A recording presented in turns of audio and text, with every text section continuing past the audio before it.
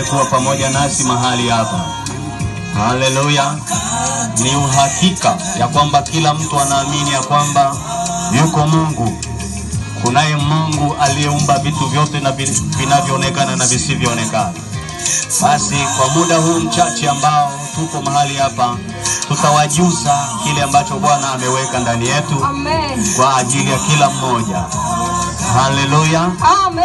Basi nitaomba. Baba Mungu muumba wa mbingu na dunia, tunakushukuru, tunasema asante kwa nafasi hii nzuri ambayo umetupa tena kuwapo mahali hapa. Tunaomba uwepo wako upate kuwa pamoja nasi.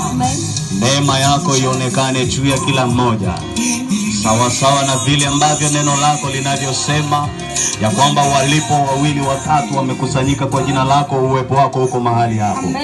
Tumekusanyika mahali hapa ni kwa jina lako, nasi tunaomba uwepo wako upate kuwa pamoja nasi. Amen. Lakini utume neno lako kwa ajili ya kila mmoja ambaye umemkusudia, ili tupate kuokoka na kutoka katika nguvu za yule muovu. Amen. Asante Bwana kwa sababu wakati huu ni wakati mzuri kwa ajili yetu. Amen. Tunaruhusu yote tunakuyaachilia mikononi mwako, ni kupitia jina la Yesu Kristo mwana wa Mungu aliye hai. Wote tuseme amen. Amen. Basi tunawakaribisha watu wote. Sogea tu karibu mahali hapa. Upo ujumbe ambao Mungu amekusudia kwa ajili yetu. Isoma katika Zaburi ya 107 ule mstari wa 20. Biblia inasema Bwana hulituma neno na hutuponya na kututoa katika maangamizo. Hivyo Bwana yupo mahali hapa kwa ajili ya kulituma neno, kutuponya na kututoa katika maangamizo.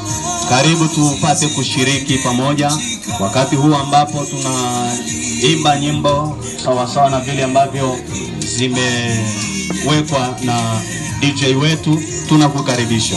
Amen.